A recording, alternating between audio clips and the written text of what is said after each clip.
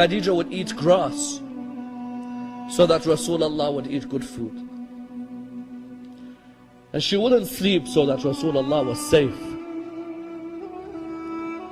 Which wife sacrificed like Khadija? That if it wasn't for her wealth, these 3 years in Abu Talib's valley, there is no way the Muslims would have survived. No way. She gave all her wealth, and that's why Rasulullah said, this religion would not have survived were it not for the wealth of Khadija and were it not for the wealth of Khadija and the sword of Ali.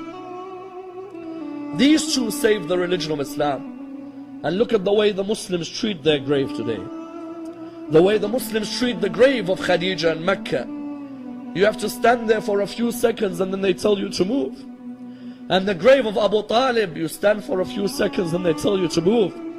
And Rasulullah, when these two died, he said, this is the year of grief for me. I've lost my backbones, Abu Talib and Khadija. And I say to Sayyidah Khadija, oh Sayyidah Khadija, you were oppressed now and you were oppressed when you died. Someone says, what do you mean you were oppressed when you died? You know Rasulullah, when he came to bury Bibi Khadija, he came, but because they were so poor, the kafan that he had was not long enough to cover her body. The kafan was not long enough. Those of you who've had to bury your mothers or your fathers, didn't you have a kafan long enough to cover the body? Isn't it an honor from Allah? Khadija, the wealthiest woman, had no kafan. He would try to cover the body, there's no kafan. It is sad to see a human die without a kafan, isn't it? No human deserves to die without a kafan on their body.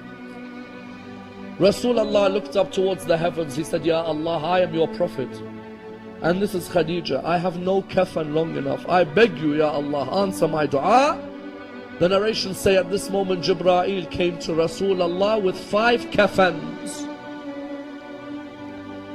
All of you know where I am heading. All of you take your hearts to where I am heading. He came with 5 kafans. Rasulullah looked at him. He said to him, Jibreel, tell me who is the first kafan for? He said to him, Ya Rasulullah, the first kafan. Ya Rasulullah, the first kafan is for your wife Khadija. He said to him, Jibreel, tell me who the second kafan is for. He said to him, Ya Rasulullah, the second kafan is for you, so that when you die there is a kafan to cover your body. He said to him, Jibreel, tell me who is the third kafan for.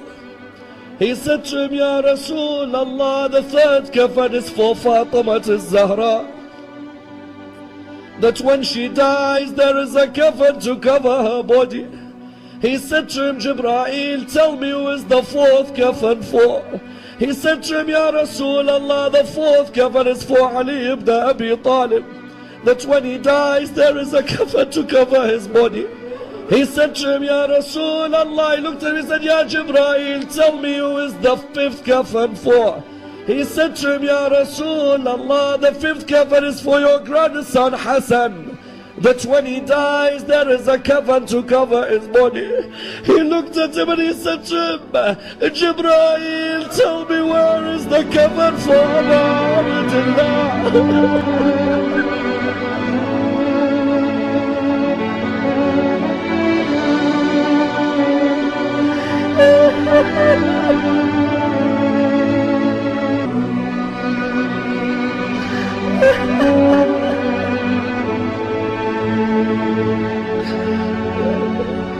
He said to him, Jibreel, tell me where is the kafan for Abdullah.